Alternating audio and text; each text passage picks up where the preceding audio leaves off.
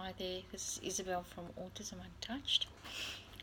I want to speak to you guys today about autism and whether it's a blessing or a curse. Especially if there's somebody that's autistic listening, those are the people that I want to reach, and also parents with autistic kids, because it really is a tough question. And I am going to be open and honest with you guys, like I always have been. I am a Christian. And in the beginning, when Matthew was diagnosed with autism, uh, I'll be honest with you, it was hard for me and my husband to accept, because somehow we thought that it was a bad thing and it couldn't have a good outcome for us and for Matthew. And it took me a few years of getting to the point where I can honestly say to you that having a child with autism, it is not a curse. If I look at my son Matthew, I would say he's a blessing to me, and he's a blessing to so many other people. He's loving, he's kind, he's affectionate. He has his challenges with autism, but it's not a curse. Uh, if I have to tell you, in being from a religious background, there was a point that a lot of people at church used to pray for Matthew, pray for his speech, pray for his autism.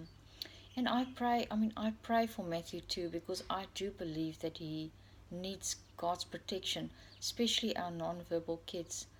And I don't know, there might be somebody watching this and you don't believe in God.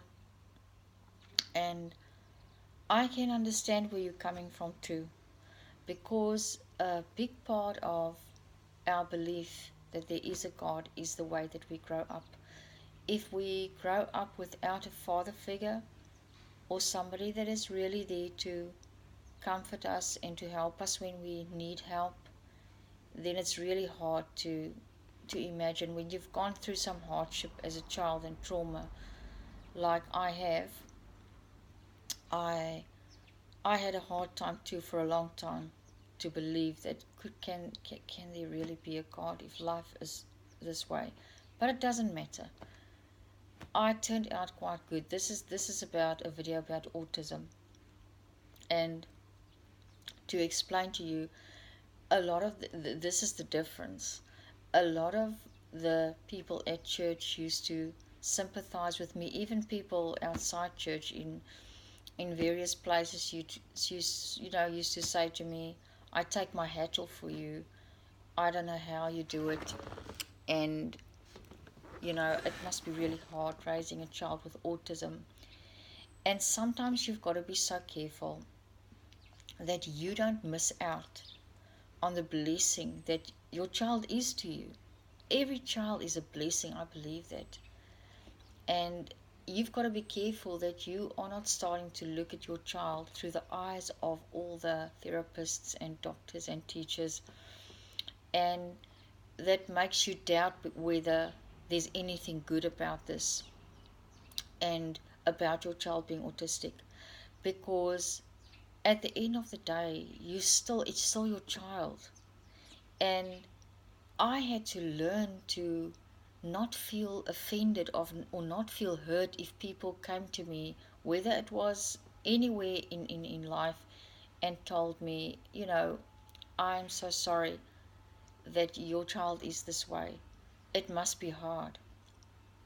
Or if people sort of acted like autism is contagious. If you have an autistic child, it has probably happened to you that people like sort of don't want their kids to play with your child because there's a stigma attached to autistic children that they are aggressive, that they are cold and unemotional. You know it's not true. I know it's not true.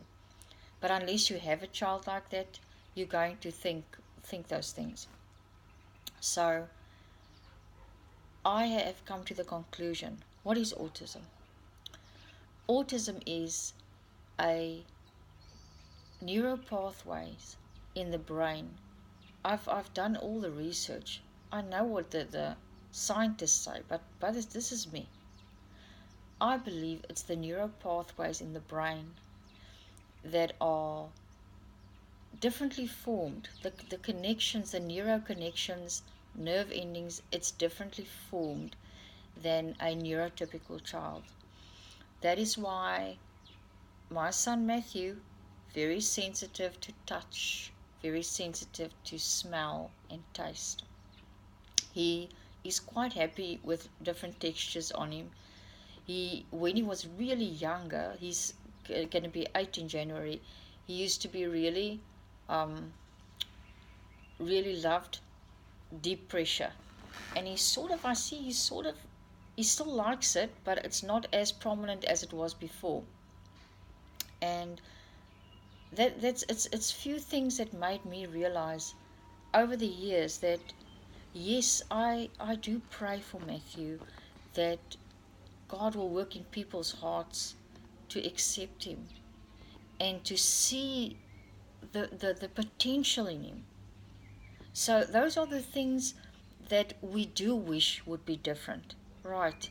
We do wish people would see our children's potential. We do wish they would see our kids the way we see them and not make them all a textbook case and things like that. I have to be so careful, and you should be too. If I have to listen to everybody's 10 cents opinion, like they say in New Zealand, of the way autistic kids are, they are like that, they will be like that, like this. I mean, if I have to open my heart and my mind to everything, then it will feel like he is cursed, because most people completely probably unaware of the things that they are saying such negative things about these kids. And these include some parents of autistic kids. If you only highlight the negative of your child and you don't, it's okay to be realistic. Nobody has to live in denial and say it's all smooth sailing. But if you would balance the comments you make, if you would tell people about the good times and the bad times, then it would be so much better. Now, this cat that you see here, it's a stray cat, I must tell you quickly, that I started feeding. This cat was so wild. But I started feeding the cat, and it has become quite accustomed to me. I put out advertisements and posters and posted on online websites and to ask if this is anybody's cat, but nobody has claimed the fella, or I think it's a fella, but it doesn't matter. I'm feeding it and I'm taking care of it, and if it needs any attention, medical attention, I'll take it to the vet. But it's not microchipped. So yes, this is the thing I really felt on my heart this morning. I want to make a video of this and tell you, you know what, your child is a blessing. I know sometimes it really doesn't feel like it because things go wrong. But if you must be honest, let's be honest with each other. A lot of the hurt and disappointment and feeling of discouragement, it does not come from your child. Because if you are positive and you are working with your child for a better outcome and to help them face the challenges they have, you will feel good about it. You know where our hurts and our disappointments come from is when we start believing everything everybody else is saying. It actually almost ruined Matthew's childhood if I did not stop at some point and I had to just put on a poker face and decide that is it. I'm not going to listen to the naysayers anymore. You know, everybody has got a lot to say about where autism comes from. It could be genetic, it could be age, it could be anything. It could be the vaccine that Matthew had, the MMR vaccine, which he has changed after he had that at 15 months, but it could also not be that. You know, I'm one of those people, I'm realistic about where I'm at now. And saying that, that's the advice that I wanted to give you on this video is be realistic about where your child is at. Get them the help they need. And just be positive. Don't let other people rob you and drain you of your energy and of your joy for life by trying to amplify the things that your child cannot do at this point. Because I find that when people told me, especially some churches that Matthew attended, people there would tell me, at least he's going to go to heaven.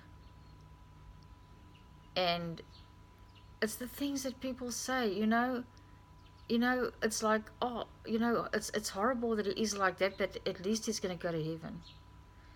And things like that. And it really made me realize that what are people thinking? How can we change people's thinking to knowing that this is not that bad?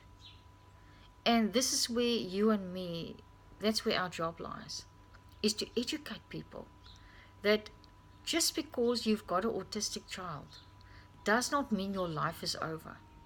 Does not mean that God doesn't love you and he doesn't love that child. It means that you've got some work to do with that child.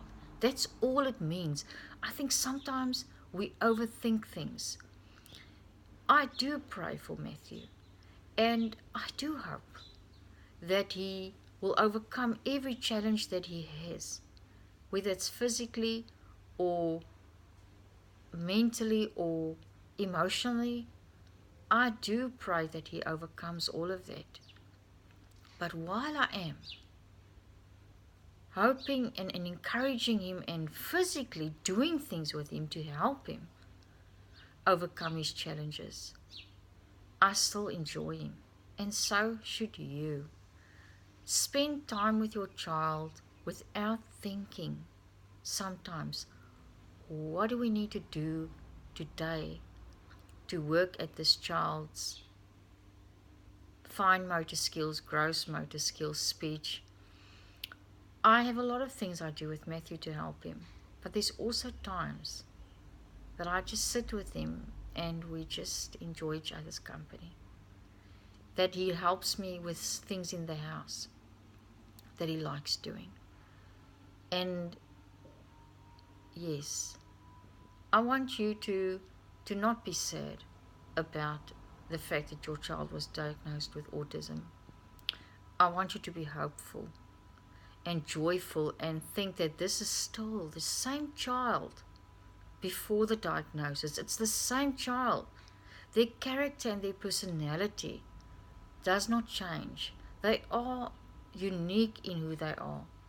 The autism is just a small fragment of their personality, and it influences some of the things they do and see and say, but it's not who they are. And I'm sorry, some people might not disagree with me, or some people might agree with me, but I want you to know you are blessed to have a child with autism. It's not a curse. It is not easy, but it's not a curse. It's a blessing to have a child, any child. And a child with autism just comes with more challenges, but it doesn't make a difference to the way we should feel about our kids. I hope that through this journey with me and Matthew on our journey too, that I'll be able to show you that the way Matthew has made progress and even this morning, I make these videos and I want to make sure you understand as well. I'm not bad-mouthing and slandering teachers, therapists, or doctors. That's not what my videos is about. But you need to be so careful not to listen to a person that might have a qualification, but they don't have an autistic child. So it's kind of easier to just say something without thinking, you know, the consequences or thinking how the other person would feel. But, like, for instance, this morning, my son's teacher said to me, we were talking about maybe, I said to him, Matthew's got a lot of exercise equipment, and I'm thinking of maybe letting him take gymnastics or something, because I've seen a lot of autistic kids really benefit with that, by that.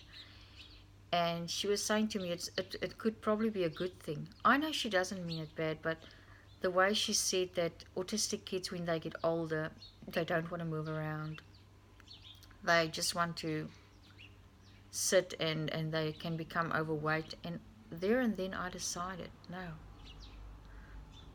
that might be a statistic, that might be an opinion, but that's not my son. My son will be a healthy, active, and he is a healthy, active 7-year-old. I've never seen him sit still for long, long periods of times. He loves jumping up and down. He loves running around. And I thought to myself, this is the secret. This is where it comes in to have hope. And like I said, I do believe in God, but I also believe that as parents and as individuals, if we listen to everything everybody says that's negative about us or our kids, you're going to start believing it even though it's not true. If you listen to it and you give it a place in your heart and you repeat those words, don't do it. Don't let other people decide the future for your child or for yourself. Take courage and have a wonderful day and evening. This is Isabel from Autism Untouched.